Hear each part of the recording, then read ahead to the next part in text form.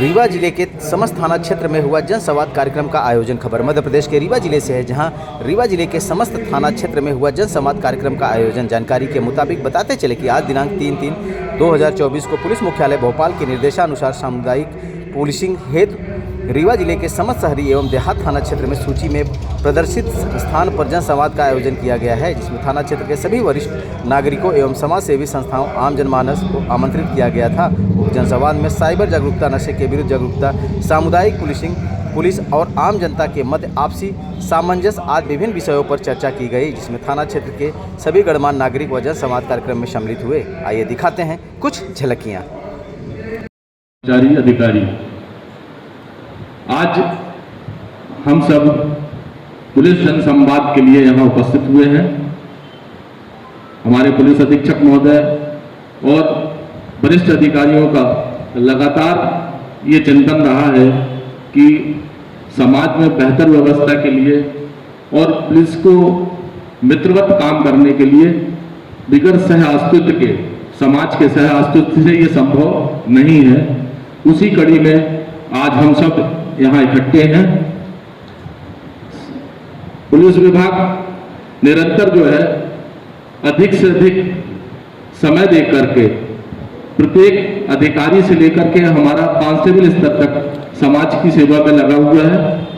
उसके बावजूद भी कहीं ना कहीं किसी न किसी कोने में हम अपने जो दायित्व दिए गए हैं उसको पूरा करने में कहीं ना कहीं हम शेष बच जाते हैं, रह जाते हैं। उसमें आपकी आवश्यकता है। हम समाज से मिल करके सही व्यवस्था बनाने के लिए हम ये संवाद आयोजित किए हैं। इसमें हमारे पुलिस अधीक्षक महोदय आपको इस संवाद का जो उद्देश्य है और क्या विषय वस्तु है इसके बारे में आपसे चर्चा करेंगे। इसका मुख्य रूप से समाज में हम यातायात को लेकर के जो अपेक्षा समाज के लोगों से है वो हम लगातार निवेदन करने के बाद, लगातार उन्हें समझाइश देने के बाद, प्रचार प्रसार करने के बाद भी हम उन्हें शिक्षित या उनको कानून मानने के लिए तैयार नहीं कर पा रहे हैं। ऐसे बहुत से कारण हैं जिस कारणों को अभी पुलिस अधीक्षक महोदय साहब आपके सामने रखेंगे। मैं आप सबसे अपेक्षा करता हूं कि जब भी हम समय निकाल करके आप सबके साथ इसी तरह का संवाद करके समाज में कानून व्यवस्था बनाने के लिए, अपराध मुक्त समाज बनाने के लिए आपका सहयोग चाहेंगे। धन्यवाद। काम होते हैं, एक होता है नेगेटिव, एक होता है पॉजिटिव। नेगेटिव में आता है कि हमको इन्फोर्स कराना होता है, लोगों को मना करना होता है, ये आप करोगे तो ये गलत है, ये आप करोगे तो ये इसमें आपके खिलाफ कार्रवाई होगी, ये करोगे तो आप जेल जाओगे। तो ये नेगेटिव होता है। पॉजिटिव काम होता है कि हमें कोई योजना का लाभ देना है, किसी को कभी मदद करनी है, तो पॉजिटिव काम में आता है। तो पुलिस का जो काम है वो 95% हो हमको नेगेटिव इन्फोर्समेंट्स करने होते हैं, नेगेटिव ये करनी होती है। और कहीं ना कहीं जो एक छवि जो पुलिस की बनती है वो हमारी कार्य को होते हुए बनती है। उसी कार्य में अगर हम अच्छे से करते हैं तो कहीं ना कहीं जो पॉजिटिव छवि बनती है कि पुलिस ने अच्छा काम किया वो आता है। जैसे पुलिस के पास क्या होता है कि जब अभी विवेक दुबे जी ने बताया कि एक अविश्वास होता है। अविश्वास का कुछ कारण भी रहते हैं। कुछ होता है कि पुराना ऐतिहासिक कारण भी रहे हैं। कई बार होता है कि प्रॉपर क्या होता है कि निगेटिव चीजें ज्यादा डिस्कस होती है, पॉजिटिव चीजें थोड़ा कम डिस्कस होती है। अभी हमने पिछले 1.5 महीने में 83 बालक बालिकाओं को, नाबालिग बालिकाओं को दस्तयाब किया है। 1.5 महीने में हमने तो हमारी टीम महाराष्ट्र गई, गुजरात गई, दिल्ली गई, राजस्थान गई, वेस्ट बंगाल गई, पुराने केसेस हमने दस्तयाब किए। लेकिन उसका डिस्कशन थोड़ा कम होता है। लेकिन कहीं पे कोई घटनाक्रम होता है तो उसका डिस्कशन ज़्यादा होता है, क्योंकि एक जो आपराधिक घटनाक्रमों से जो डर बैठता है वो ज़्यादा जनमानस में आता है, तो उसकी वजह से उसका डिस्कशन भी ज़्यादा होना लाजमी है और वाजिब भी है। तो कहीं ना कहीं पॉजिटिव काम पुलिस के छिप जाते हैं। कई सारी ऐसी चीज़ें हैं जो हम जनता के परव्यू या जनता के सामने भी नहीं ला पाते, और हमने कई सारी चीज़ ऐसी घटनाएं कर रखे होते हैं या ऐसी कुछ आपराधिक घटनाओं को हम रोक लेते हैं जो बड़ा घटनाक्रम हो सकता था। तो उस वजह से कई बार पॉजिटिव जो हमारे काम होते हैं वो पूरी तरह से हाईलाइट नहीं होते।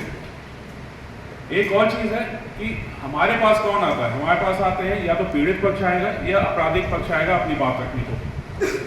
हमारे पास सामान्य जनमानस नहीं आता है। जनरली उसको लगता है कि जब जरूरत पड़ेगी तब देखेंगे, जब जाएंगे। एक थोड़ा सा गैप भी रहता है पुलिस और जनमानस के बीच में, तो उसको उस कड़ी को पूरी करने के लिए आज ये जनसंवाद यहाँ पर रखा गया है। बहुत बहुत धन्यवाद है सभी लोगों ने इसमें बढ़ चढ़ के भाग लिया, सभी ने अपना अपना पॉइंट रखा, बहुत सारी बातें बताई, मैंने सारी चीज़ें नोट की हैं।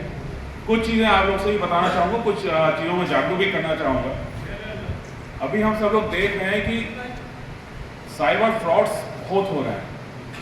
पहले पुलिस का काम क्या रहता था, चोर आया, चोर भी कहाँ का होगा, 10-15 किलोमीटर दूर से आता था चोर, आके वो चोरी नहीं करता था। अभी चोर चोरी करने भी, अभी आपने हो सकता है न्यूज़ देखा हो, इंदौर में चोरी हुई थी। वो फ्लाइट से आते थे चोर और चोरी करके फिर वापस फ्लाइट में चले जाते थे। तो ये तो आ रहे हैं, वहाँ फिजिकली आ रहे हैं। ऐसे ही कई सारे चोरियाँ हो रही जिसको हम साइबर फ्रॉड का नाम देते हैं। और वो व्यक्ति बैठा हुआ कहीं बिहार में बैठा है, कहीं झारखंड में बैठा है, वेस्ट बंगाल में बैठा है। अब तो चाइना और दुबई और यूएई में बैठ के भी साइबर फ्रॉड्स हो रहे हैं। तो उसमें जो है, उसमें जागरूकता ही सबसे बड़ा हमारा बचाव है। और ये नहीं कि हमने आपने सुना होगा कि 5-6 तरीके के फ्रॉड हैं, ओटीपी फ्रॉड है, अलग अलग तरीके के फ्रॉड आते हैं। तो ऐसा नहीं कि उतने पे ही सीमित है, वो नए नए तरीके खोजते रहते हैं, नए नए चीज़ें वो लाते रहेंगे, नई नई तकनीक का इस्तेमाल करेंगे, नए नए डेवलपमेंट करेंगे। अब तो आर्टिफिशियल इंटेलिजेंस आ गया है, अब आपका वीडियो भी वो कॉपी कर लेंगे। मान ली मैं खड़ा हूँ यहाँ पे, मेरा एक अलग तरीका वीडियो भी आपके सोशल मीडिया पर आएगा कि मैं ये जो बोला इसके अलावा कुछ और बोलते हुए भी आ जाएगा। तो ऐसा टेक्नोलॉजी इतनी विकसित हो गई है, आपको फ़ोन पे बात करेंगे, आपको लगेगा कि सामने वाला एसपी विवेक सिंह बात कर रहे हैं, लेकिन मेरी आवाज़ कॉपी करके कोई और बात करेगा, नंबर भी मेरा आ जाएगा। ऐसा भी हो सकता है, ऐसा भी होने लगा है। तो हमको इसमें जागरूक रहना बहुत है। हमको चीज़ों को खोजबीन करना है, ध्यान रखना है कि हम कोई ऐसी जानकारी, कोई ऐसा तथ्य, कोई ऐसी चीज़ डाउनलोड या कोई ऐसी बात तो नहीं बता दे रहे हैं जो नुकसान कर दे या हमारे प्राइवेट जानकारियाँ उसको लग जाए। तो बहुत बच के हमको रहना है और जितना हम बचाव करेंगे उतना हम उसमें सफल रहेंगे अपने आप के, अपने खातों को, अपने प्राइवेट जानकारी को, अपने फाइनेंशियल उसको बचाने के लिए। तो इसमें जागरूकता ही सबसे बड़ा है। अभी तक जितने अपराध होते हैं साइबर में, अगर हम बोलें तो हमारी सफलता का रेशियो बहुत कम होता है। अगर संपत्ति संबंधी अपराध है, कहीं चोरी हुई, नकद देनी हुई, स्नैचिंग हुई, उसमें हम ज़्यादा सफल हो पाते हैं। लेकिन जो साइबर अपराध है उसमें हम उतने सफल नहीं हो पाते हैं, क्योंकि यहाँ से वो नहीं होते, बहुत दूर दराज से हम लोग रहते हैं। तो इसलिए हमें जागरूकता भी साथ में करना है। हमारी ट्रेनिंग भी चल रही है, हम लोग टीम्स में लगाते हैं। लेकिन जब तक आप लोग जागरूक नहीं होंगे, सामने वाला अपराधी सफल होता रहेगा और सामने वाला अपराधी कहीं ना कहीं आपको नुकसान ही पहुंचाता रहेगा। तो हमको इसको जागरूकता को ध्यान रखना है। दूसरा, अभी सबने बताया कि एक जाम बहुत बड़ा इशू है। निश्चित रूप से कहीं ना कहीं पुलिस को अपना काम करना है, हमारे समाज को भी अपना काम करना होगा। कई बार हमसे गलतियाँ होती, कई बार हम कुछ छोटे लाभ के चक्कर में हम ये नहीं सोचते कि क्या उससे नुकसान हो रहा है।